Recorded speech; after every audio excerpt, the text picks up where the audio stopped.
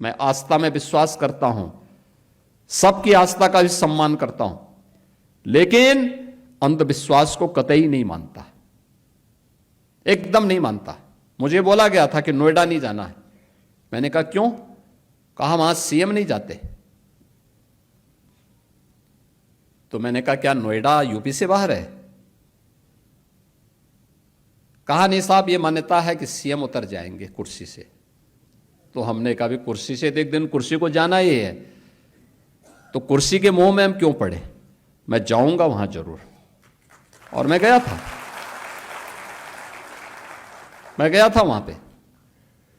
जब मैं गया तो मैंने देखा क्यों ये लोग बोलते थे, तो पता लगता था, पता लगा वहां 4 लाख मामले बिल्डर और बायर्स के। आप सोचो 15 साल, 10 साल, 20 साल पहले लोगों ने अपनी पूरे जीवन भर की कमाई बिल्डर को दे दी मकान के लिए, फ्लैट देने के लिए, और बिल्डर पैसा दबाए बैठा है, पैसा नहीं दे रहा है, वो मकान नहीं दे रहा है, कब्जा नहीं दे रहा है, बड़ी हाई राइज बिल्डिंग खंडर के रूप में बदल रही है। मैंने बैठक की अथॉरिटी की, Noida authority, greater Noida authority. तो ग्रेटर नोएडा अथॉरिटी मेरे पास आया, उसके सीईओ आए, कहा साहब हम पे 6,000 करोड़ का कर्जा है। दूसरी अथॉरिटी से मैंने कहा, उसने कहा साहब हम पे 3,000 करोड़ का कर्जा है। तो मैंने कहा यार मैं कहां फंस गया हूं, वो तो सब भिखमंगे हैं। अब इन भिखमंगों से मैं बोलूं कि तुम इन 4 लाख लोगों को मकान दो, तो मैं फंस गया वहां पे। मैंने कहा ये मेरी स्थिति बड़ी अजीब सी है।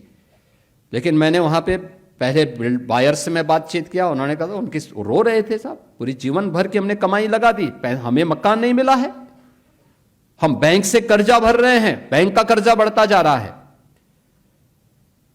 मैं बिल्डर के साथ मिला तो बिल्डर अलग से रोए, कहते हैं साहब हमने पैसा लगाया, लेकिन उस समय की सरकारों ने हमें पूरी तरह निचोड़ दिया है, हमारी सामर्थ्य नहीं है। मैंने कहा सामर्थ्य हो न हो, इन गरीबों को मकान तो देना ही पड़ेगा आपको, इन 4 लाख लोगों को मकान देना पड़ेगा। आप दीजिए, मैं पॉलिसी बनाने की तैयारी कर रहा हूं, लेकिन आप पहले मकान दीजिए। फिर मैंने अथॉरिटी से कहा, मैंने कहा कार्य पद्धति ठीक करो। हमने रिफॉर्म किए, कार्रवाई प्रारंभ की, भ्रष्ट तत्वों को वहां से बाहर का रास्ता दिखाया, और आज मुझे बताते हुए प्रसन्नता है 4 लाख लोगों को हम मकान दे चुके हैं।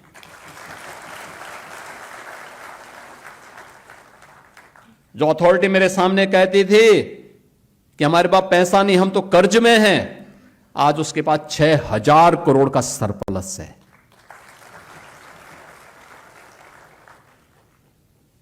आज दुनिया का सबसे अच्छा इंफ्रास्ट्रक्चर भी और सबसे अच्छा इन्वेस्टमेंट भी वहां पर है, और वहीं पे ये मैन्युफैक्चरिंग हो रहा है जो मैं भी चर्चा कर रहा था, ये सब कुछ वहीं हो रहा है।